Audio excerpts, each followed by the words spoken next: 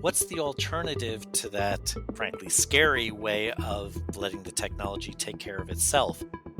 If we were to create a world where the stuff created by generative AI is all of the data out there, or a majority of it, that would lead to model collapse, because the human data is what's really of great value.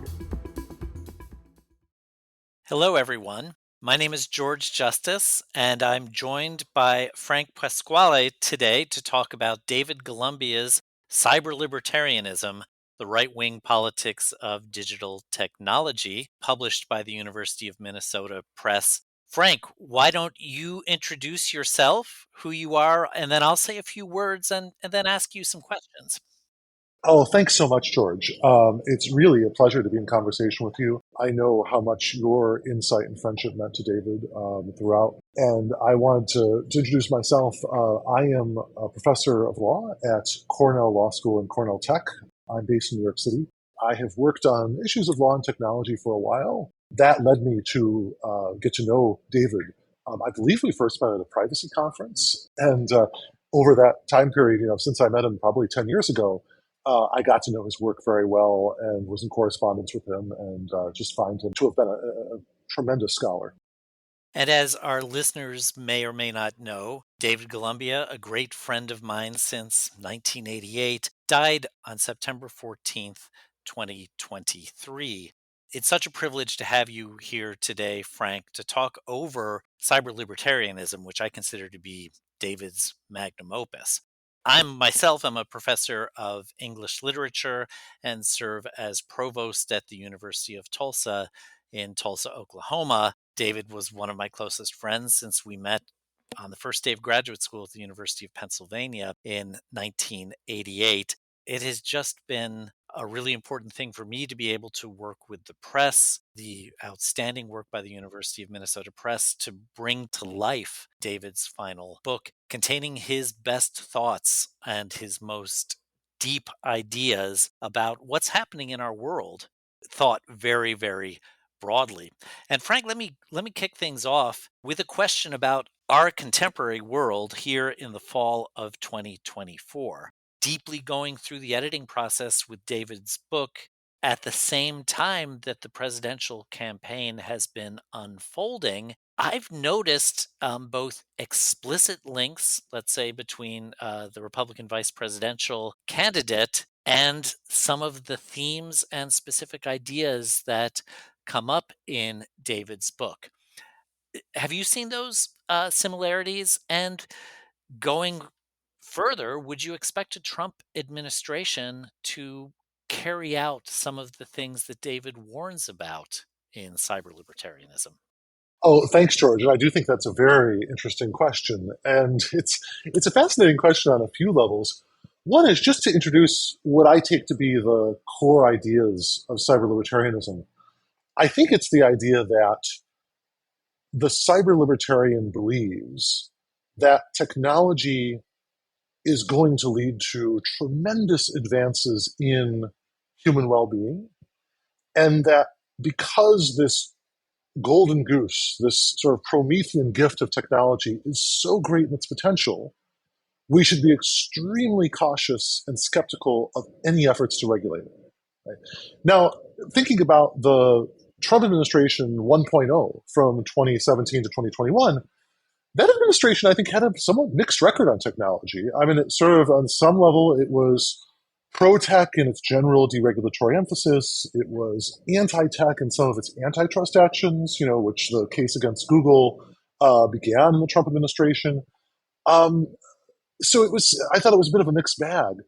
But I think what's fascinating in terms of the consolidation of Silicon Valley support behind Trump and now Vance in 2024 is that I would expect, just as your question suggests, there would be a lot of pro-tech activity in a Trump-Vance administration. And I think that comes down to things like crypto, which was the subject of, I think, David's first book, or no, second book. David's second book was called Bitcoin, Software as Right-Wing Extremism. And this is a book, just to go on a little tangent, but I think it's really helpful to sort of get a sense of, where David was coming from and how prescient he could be.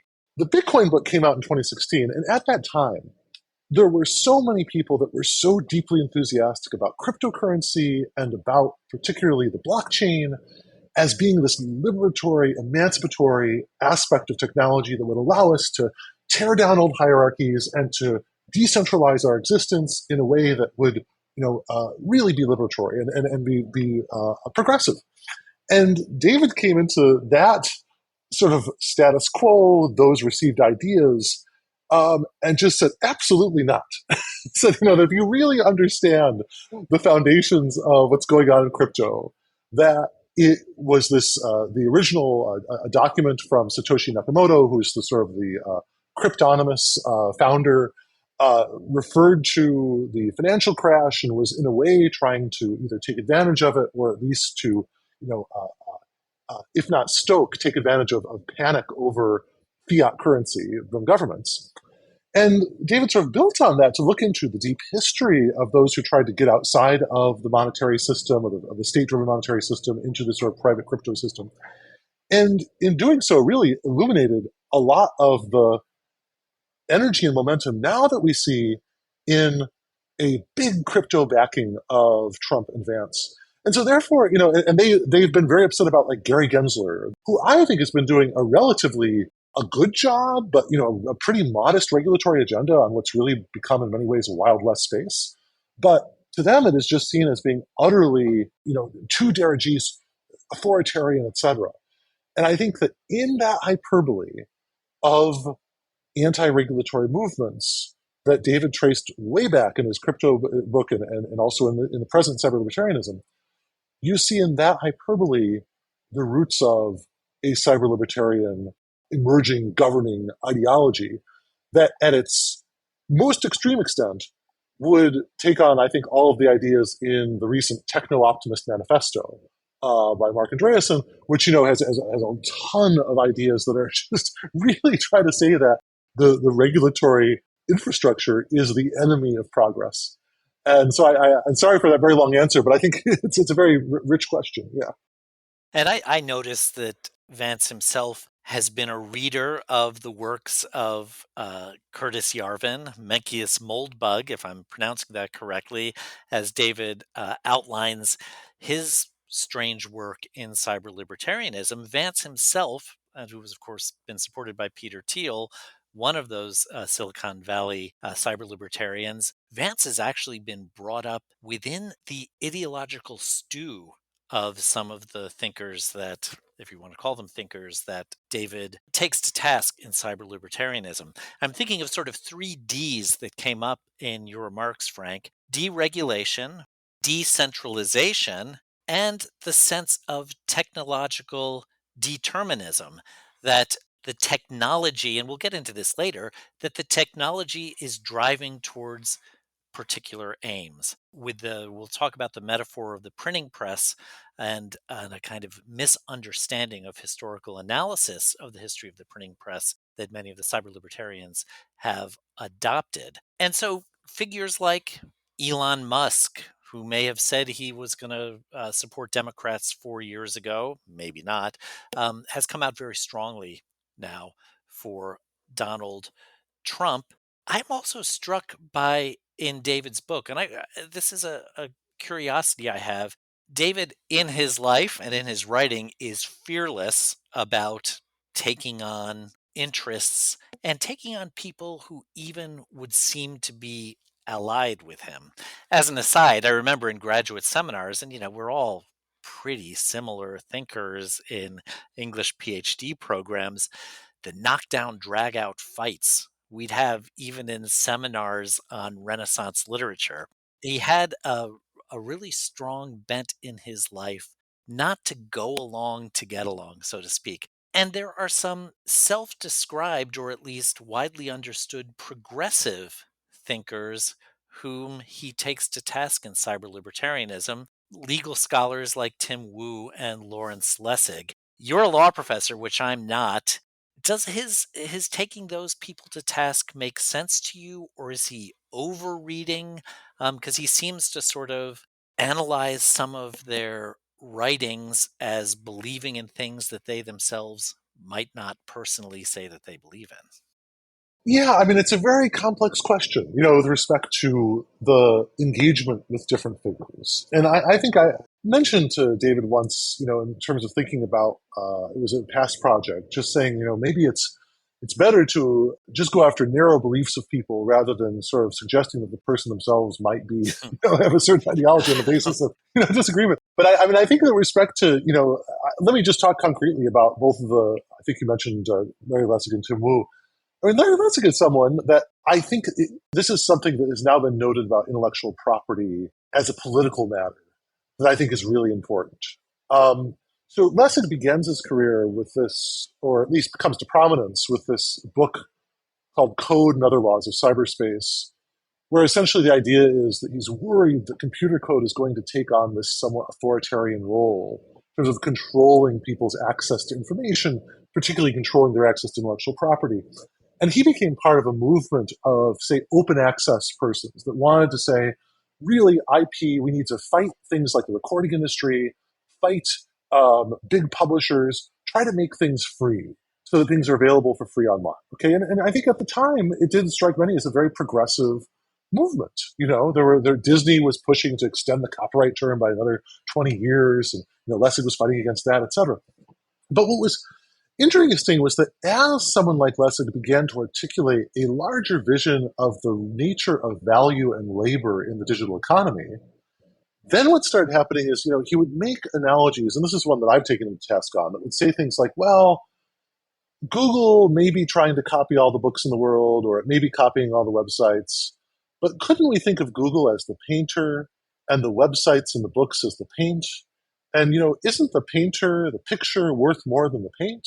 And things like that. And just sort of playing with those sort of metaphors. And I started thinking, that's a really bad metaphor because, because I just sort of feel like there's a lot of thought going into this, any particular piece of information online. It reminds me also of someone, I think Hal Varian once said that, there's been more information created in the last 2 years, and this was done in the 2000s or something, than has been ever created in the history of human history. And it's like, no, I wouldn't quantify things in those ways. So I feel like that sort of is, and of course that plays out now in intellectual property battles, which we'll get to later in our conversation. But that's one part of it. Just to finish up with Lessig, I do think that Lessig, in his anti-corruption work, one thing that's really fascinating about Lessig is he made a point at some point where he said, I think scholars should declare intellectual bankruptcy after a decade and say they've said enough about one topic and move into another. And he stopped talking about intellectual property by and large. And he started becoming an anti-corruption activist and advocate. And, that clearly is incredibly important work. So, that's bravo to Larry Lessig for that. Tim Wu, worked on net neutrality, was sort of like seen as the godfather of that term, or sort of the originator of that term. And, I think that David advances in cyberlibertarianism a very complex argument about what the press for net neutrality misses in terms of the larger digital ecosystem, whereby if you are just a net neutrality activist, you want to make sure that your telephone carrier or cable carrier can't discriminate against certain content because you want to reduce their power. But if you are a critical internet studies scholar, you see that like maybe this is just a battle among big giant companies, and like, do I really have a dog in this fight? Right? That was sort of, I think, where David was going with that. But I think again with someone like Tim Wu, I think that by later debates on net neutrality, he did get that. But moreover, he certainly has been this very key figure in terms of like fighting corporate power in the Biden administration. He was one of the architects of Biden's competition policy. So so I sort of feel like there's a way in which David, as you state, when he sees a position of someone, can be very focused on that position. And I think that there might be a certain epistemic justice in saying, well, in any of these positions criticized, always consider their broader their broader affiliations and what they work on. But yeah. I see that, and I would endorse what you would say because it also rings true to him as a person. He got very dogged about how he could pursue an argument to its very end. On the other hand, that yields in terms when it's not tied to individual human beings who may have different thoughts one way or another, but when it gets tied to ideas, that kind of relentlessness as you were just saying about net neutrality, it really yields, at least to me, new insight into the topic. So I was somebody who kind of naively bought the arguments about net neutrality. Yeah, the arguments that David associates with cyber libertarianism. Similarly, with free software, well, it sounds really good. And David talks about the aphorism free software, not as in free beer, but as in free liberty. But undercutting the kind of pretentious claims to large scale positive social change that comes out of these movements. I mean, I admit I use Wikipedia on a regular basis. David goes to town on Wikipedia. And I can see the pros and cons, and the editorial structure is not a great open structure as Jimmy Wales may see. But if you actually look at the way that editors kind of jealously guard their privilege within that system, and in some ways on an even more profound basis, because I mean, I wouldn't go to Wikipedia for anything more than understanding when Katy Perry was born and what her career has looked like on a surface level. But he goes after Julian Assange, who is definitely not a good guy. And yet he seems to associate the very negative aspects of character of Julian Assange with a condemnation entirely of WikiLeaks. It brings up a broader question to me, which I'd like to get to in the course of our conversation about democracy and the government. So Assange breaks the law and is not a good guy on top of that. And therefore, according to David, the WikiLeaks leaks are in fact provided in contradiction to democratic governance. There are times in the book that it's a very powerful gesture that the regulation of these spaces by the government is in fact a perfect embodiment of democracy because we live in a system in which we vote for the government. The government directly responds to us as active citizens within a democratically conceived nation. And yet at the same time, I'm personally glad that WikiLeaks brought to light some of our government actions. I wonder if you have any thoughts about what I see as David's bringing together in ways that are both powerful, but may not go directly everywhere we want to go, of identifying the government with democracy. How does that play out? And do you think, particularly in the case of WikiLeaks, how do you understand the role of WikiLeaks within our world over the past 15 years? Yeah, this is a really good question. I think that, and I particularly appreciate your bringing together the Wikipedia and WikiLeaks phenomena. And maybe I'll start with WikiLeaks. One of the things that fascinated me about WikiLeaks at the very beginning was, where is the Julian Assange of Russia or China? Right. So if we were sort of shift from the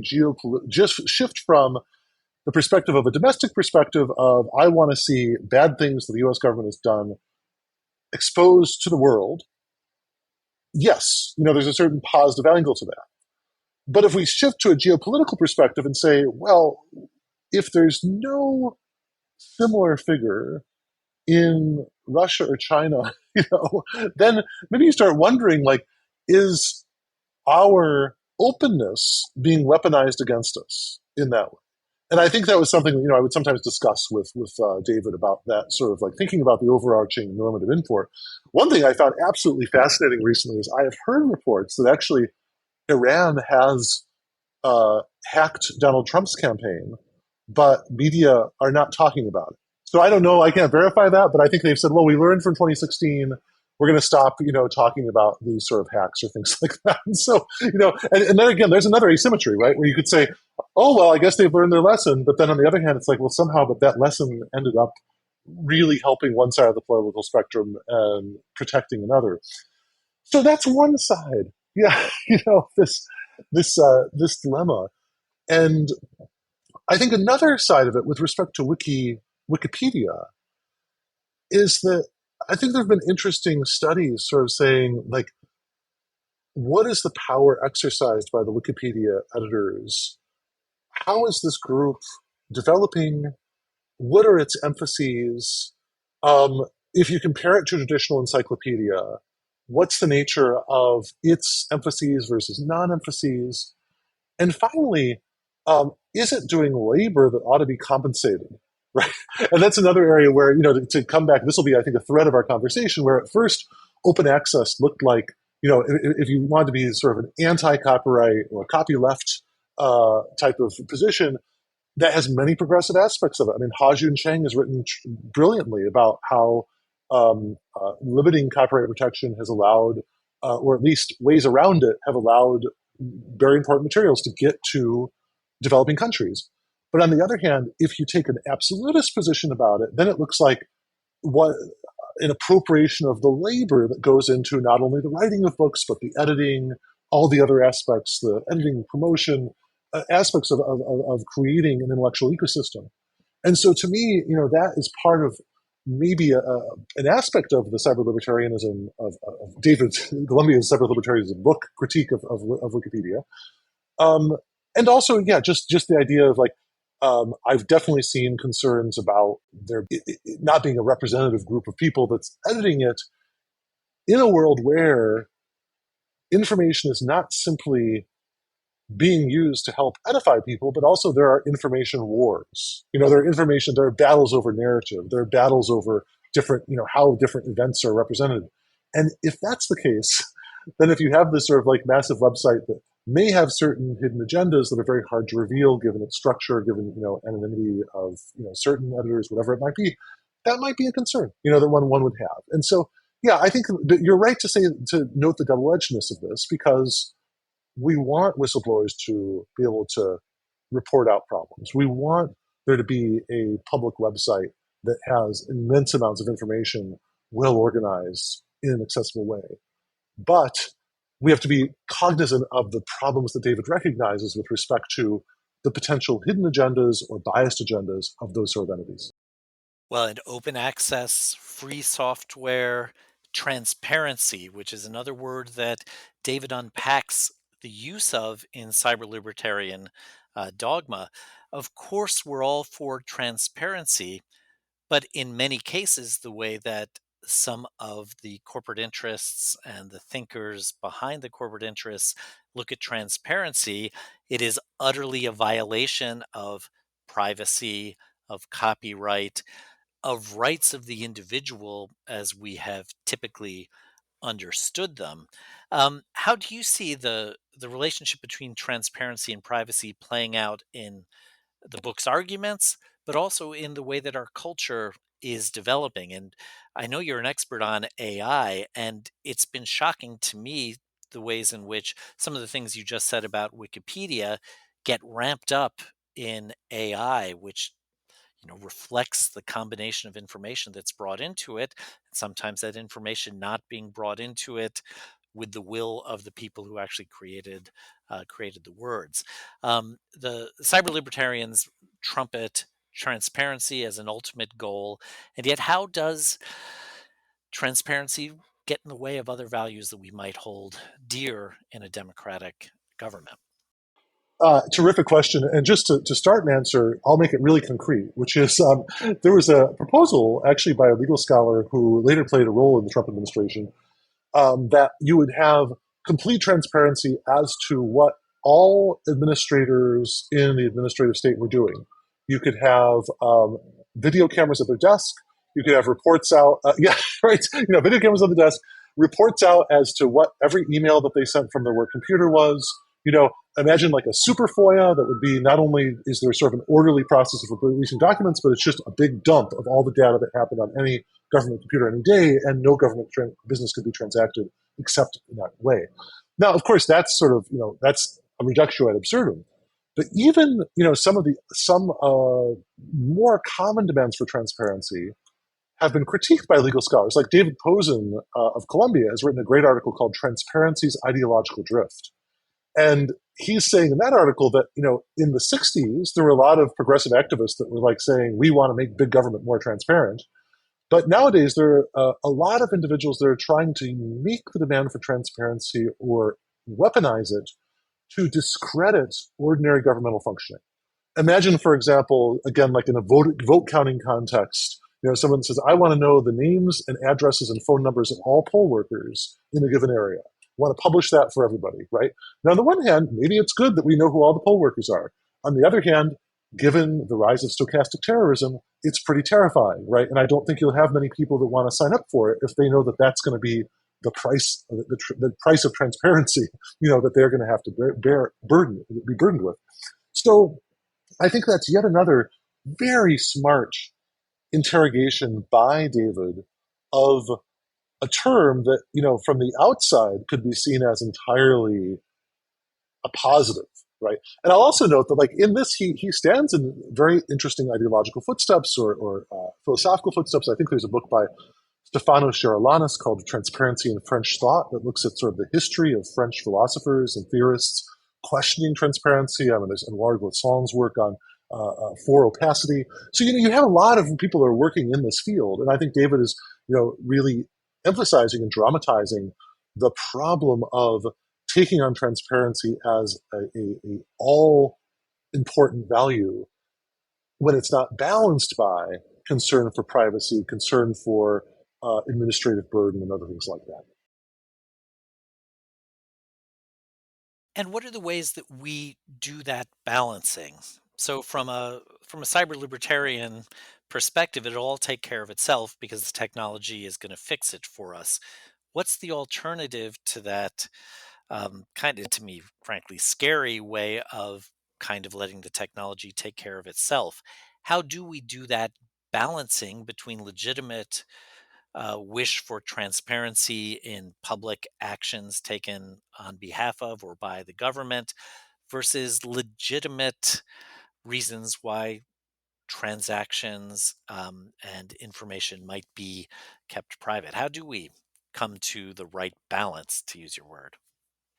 Yes, it's a terrific question. And I think that it really gets to a core philosophical contribution of David and something that I was in conversation with him, for many years in the 2010s, which was about the concept of judgment, right? So I think there are ways of conceiving knowledge that would say, and I think this is deeply embedded in cyber libertarian thought in terms of if it has an epistemology, that would say that algorithms, computers, computation, and quantification are the only paths to reliable knowledge of the world, right?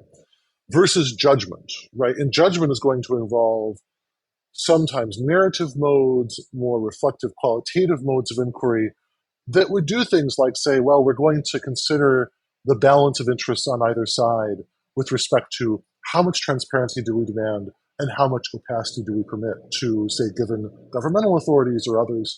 I recently was reading a wonderful article that was about different political legislative compromises over video cameras in nursing homes, right? So do we allow one version of complete transparency would say we will video camera everything that happens in a nursing home to make sure that anyone responsible for a breach of patient safety is recorded and held accountable. But that also is really violative of people's privacy, not least the people living in the nursing home, right? And so we have to sort of think about, when is it reasonable? Like, do we have controls where someone can turn it off? The person who's in the room, who's the resident, can turn it off at any time, versus the person who's, say, working there could turn it off with permission or with a justification or something along those lines. Those are the sorts of things that I think are these judgments where we reason together about a problem from a diverse array of normative authorities and guidelines that we may develop, we may draw from the humanities, from philosophy, from social science.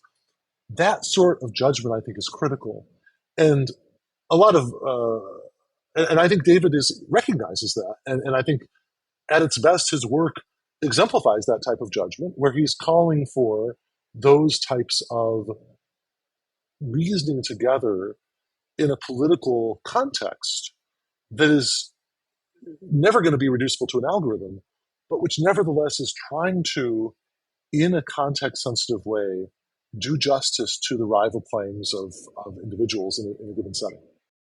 I love that. I also love it as an English professor because I think the way you've described your conversations with him and this focus on judgment as stemming pretty directly from his own deep commitment to the humanities.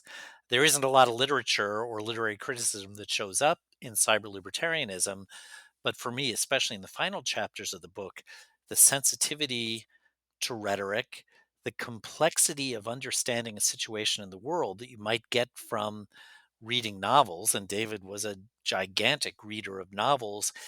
That's what allows us to kind of hone our skills in judgment when we understand the world in uh, analog complexity rather than a kind of digital back and forth leading to an algorithm making decisions. And I think that's beautiful. And I think it also points to the very direct and powerful rhetoric of the book itself, because it is a book that is deeply humane, deeply focused on human beings coming together to build judgment. So I that rings so true to me about things.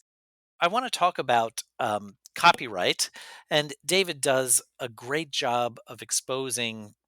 In terms of the printing press, and without the printing press, we wouldn't have the notion of copyright that we have now. The way that cyber libertarians misunderstand even scholars of the history of print and try to turn them all into technological determinists. But the notion of copyright, and even in the history and of the way writers have thought about copyright, there is this tension between absolute copyright. An author owns her or his words for all time and to every extent, and the actual laws begun in England in the 18th century that limit copyright initially to one 7 year term and then a subsequent 7 year term. Cyber libertarians also take an absolutist view of copyright by suggesting it shouldn't exist. David seems to defend copyright. How do you see copyright as an element that plays centrally into the book and into ideas we have about what the internet is and should be? Yeah, this is a really fascinating area where I think David was ahead of his time. And I should note that, like we mentioned earlier about net neutrality there, I have always been a net neutrality fan and I still am.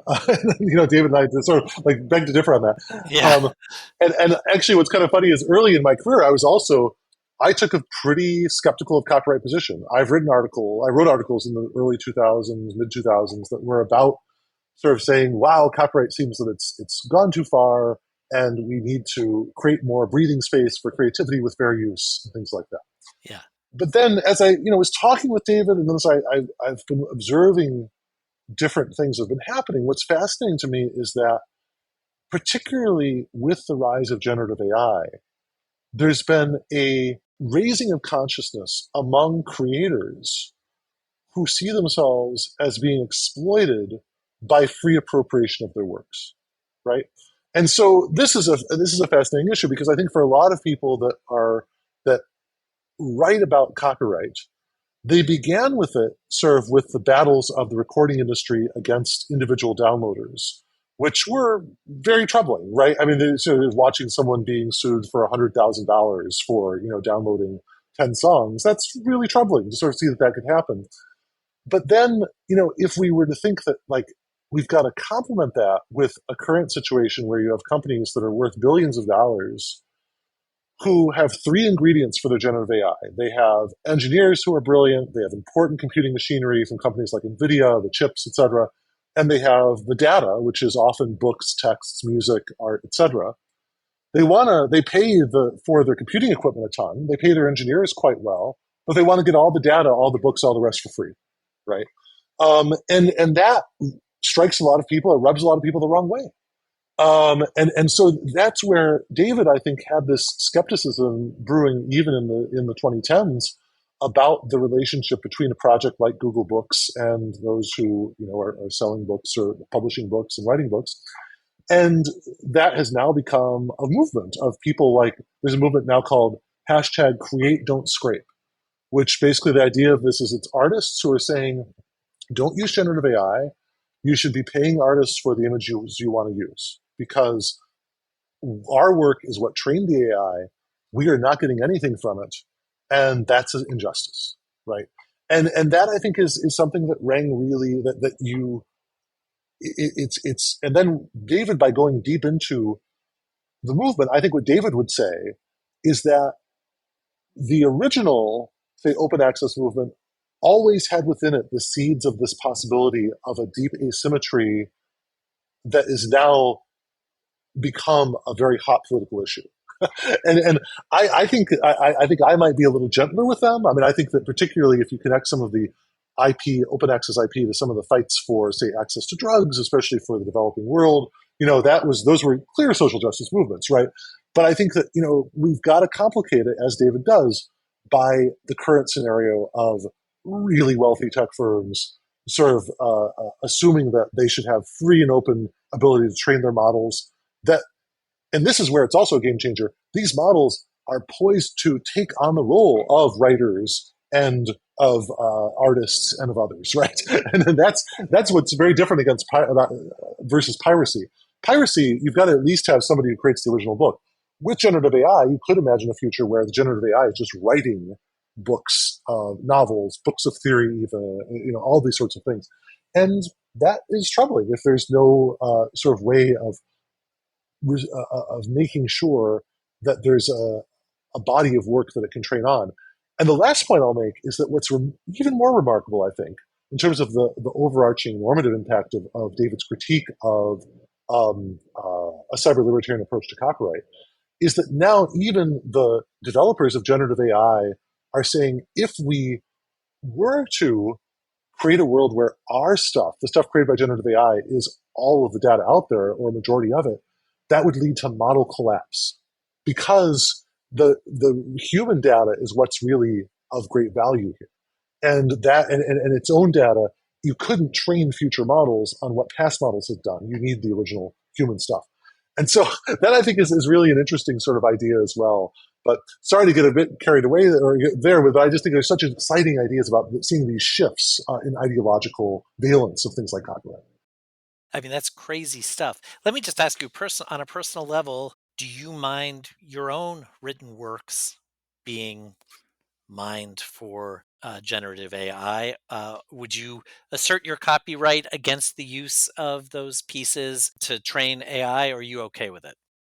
It's I think I acquiesce to it because I think that it's possible that these chatbots will become as important as search engines are now to the organization and prioritization of knowledge.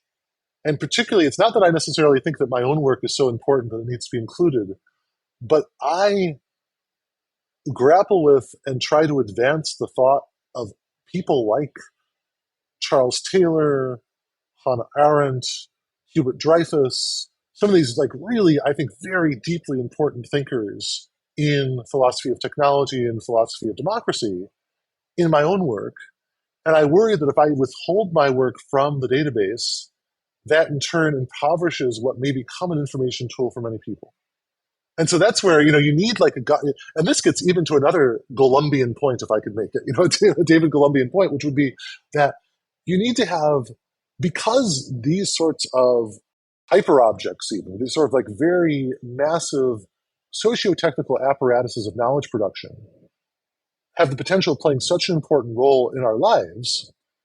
That leaves you with if it's just about individuals, that leaves me with a Hobson's choice, right? Either I withhold and probably don't get included, and then I don't influence what the database says, or I give my work to it and I help increase the power of something that's ultimately alienating to me, but at least I get to influence it in some small way, right? And so without governance, and I've actually co-authored an article on governance of generative AI copyright that was it's just published in the University of Virginia Law Review online. That is, I think we need to have governmental agencies saying, okay, you can use it, but there's going to be a levy and 20% of your profits are going to go to the authors or something like that, right? That's the sort of thing that I think would need to be done, or create possibly tools whereby people can opt out individually if, despite getting some funding from it, they still, as a matter of conscience, don't want to be included.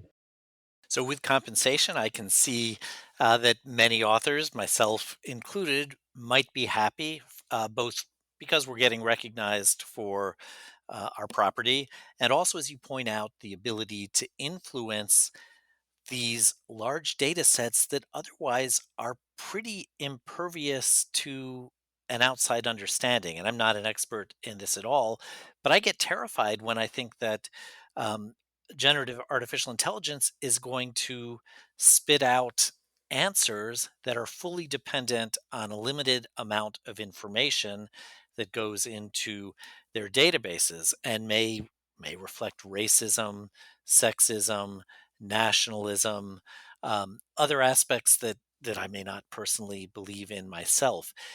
Is there a way, and this gets back to openness and transparency versus a closed approach to things, is there going to be a way for society to regulate whether it is the set of information from which generative AI creates things or the act of creating those things? Is regulation going to be possible? And how does that issue of regulation relate to the notions of liberty that many of us hold dear, if not to the extent that the cyber libertarians David discusses hold them dear?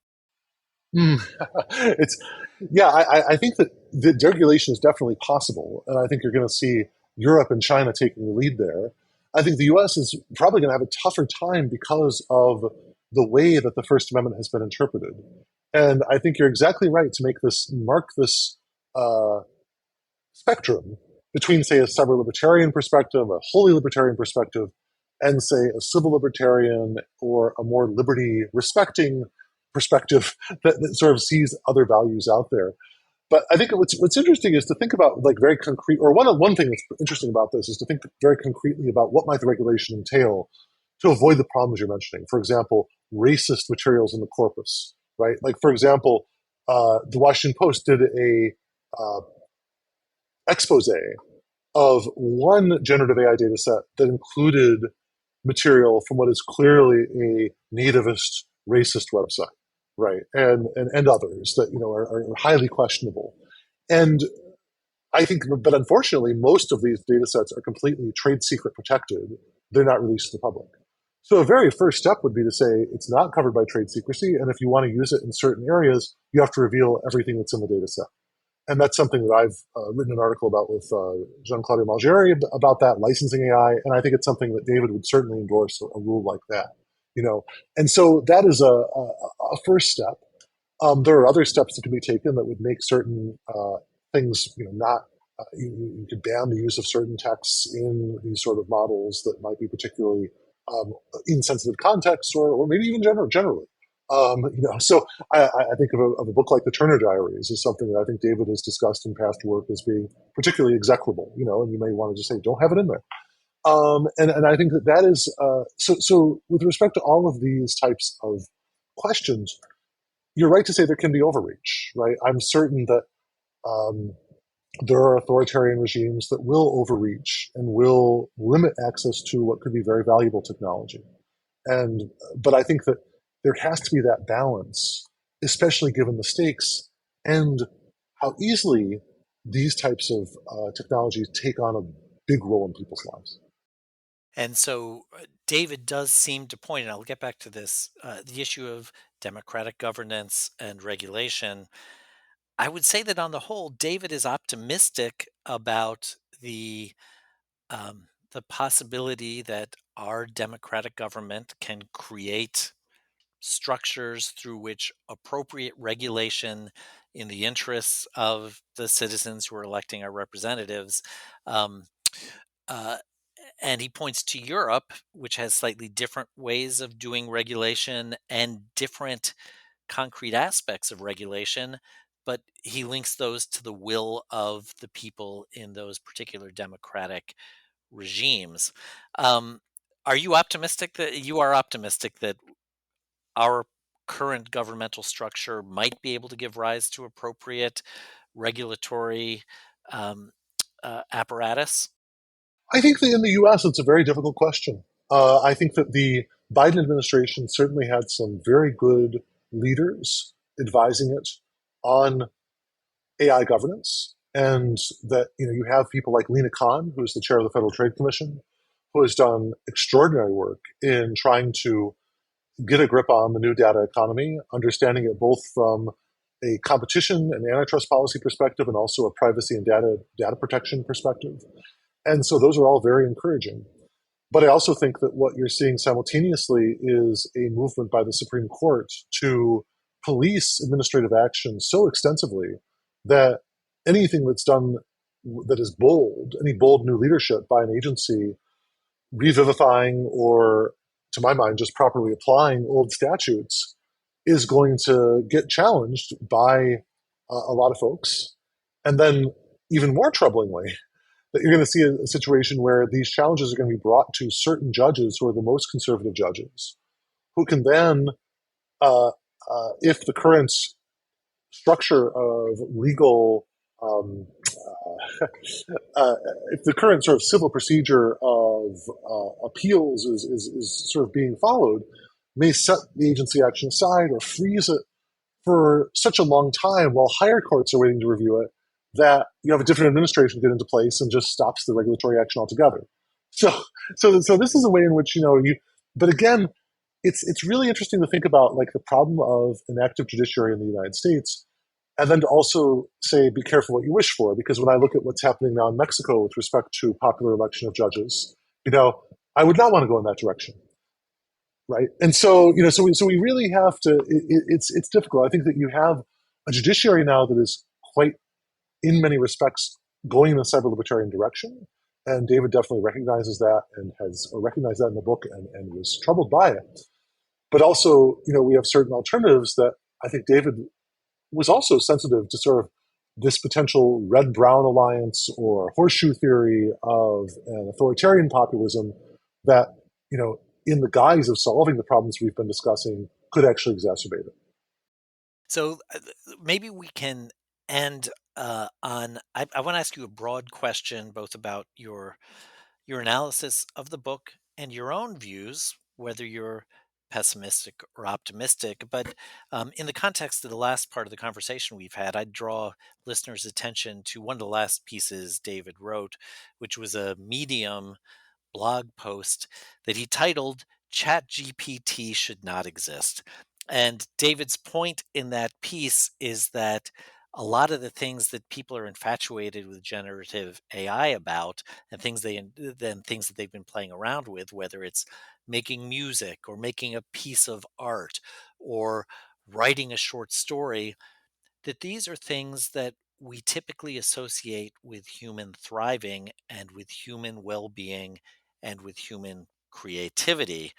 He titled the piece ChatGPT Should Not Exist, well knowing that ChatGPT does exist and that it's not going away. So there's a kind of elegiac note to a piece like that, and a fear that many of the things that he associated with human meaning in his own life are really being challenged by technology that we are beginning to take for granted. Now, that makes it seem like Cyber Libertarian is a pessimistic book railing against um, an almost inevitability of the triumph of this falsely inevitable sense of how the world is going. I don't think it's an entirely pessimistic book, though. But let me ask you: do you think David's book is optimistic or pessimistic? And are you optimistic or pessimistic about the challenges that David raises in cyber libertarianism? Let me think first about this ChatGPT should not exist argument, and then then sort of ease into the optimism and pessimism. I do think, well, perhaps I think David was pessimistic in many ways about the development of technology and about where the polity was heading. I think, though, that what was really remarkable about him was that despite his pessimism, and perhaps I shouldn't, when I think about pessimism, I don't know if it was a full-on philosophical pessimism of the type that Joshua Ford-Einstein talks about in his book on pessimism. But I do think it was a sense that like things are going in the wrong direction and in a self-reinforcing way. I think that was sort of a sense that I got from David, and I think certainly there are places like X, some of the aspects of our public discourse, where that seems to be a true diagnosis. But despite all of that, David would continue to think about and contribute to public discourse in a way that was meant to improve things. So in that way, however much he, from an intellectual perspective, worried and had a sense that there were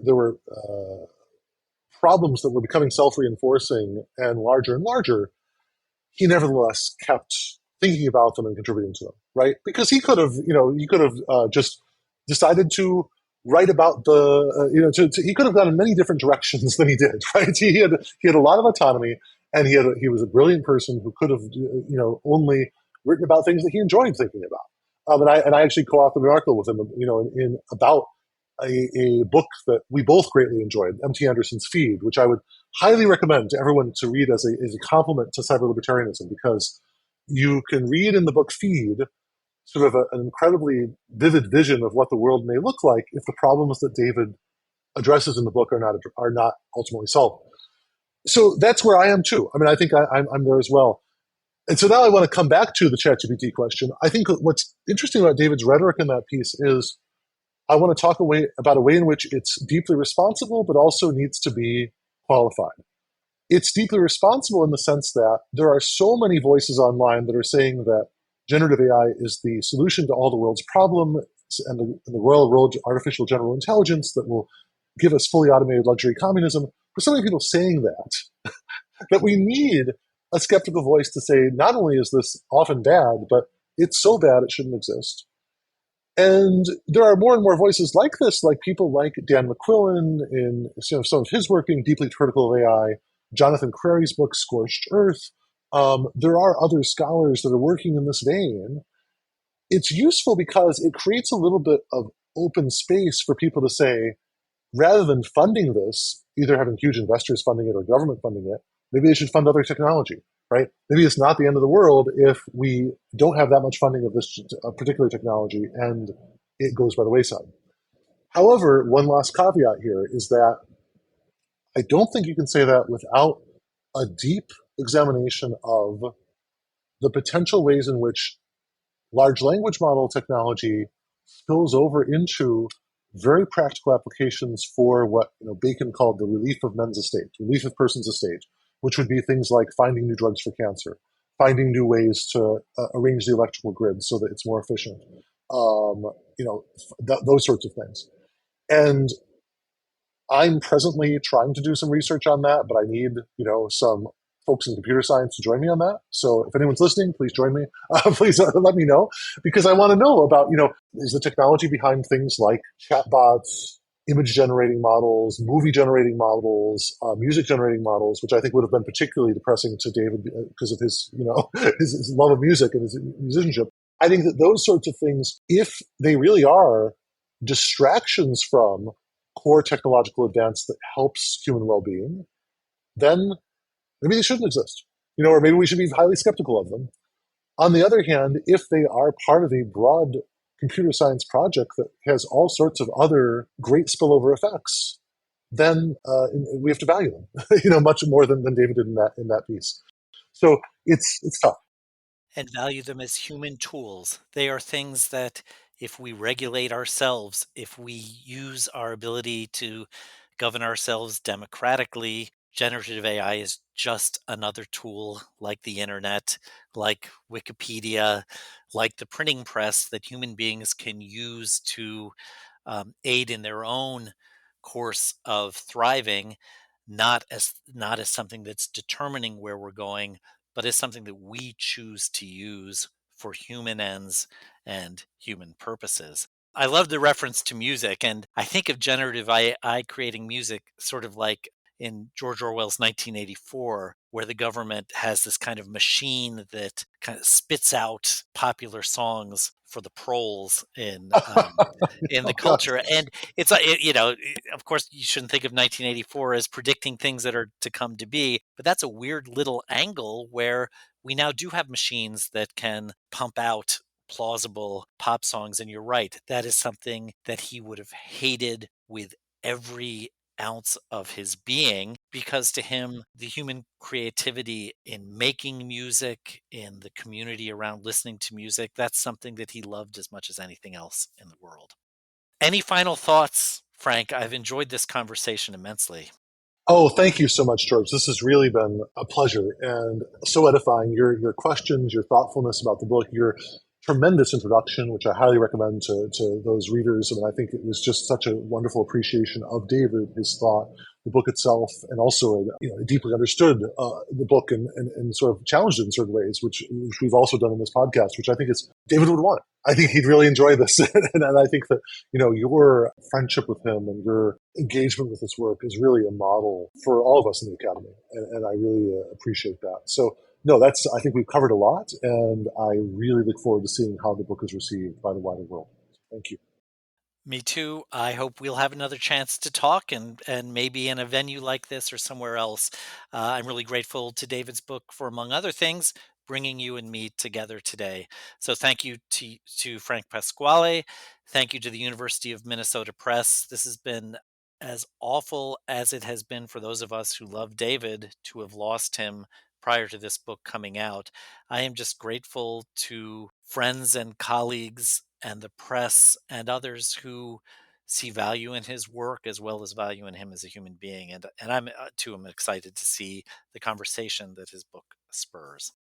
Frank, thank you so much for your thoughts. I've learned so much today. Whether I'm an optimist or a pessimist, I emerge optimistic that there are people who are thinking and are trying to make positive change in the world. So thank you. This has been a University of Minnesota Press production. The book Cyberlibertarianism, The Right-Wing Politics of Digital Technology by David Columbia is available from University of Minnesota Press. Thank you for listening.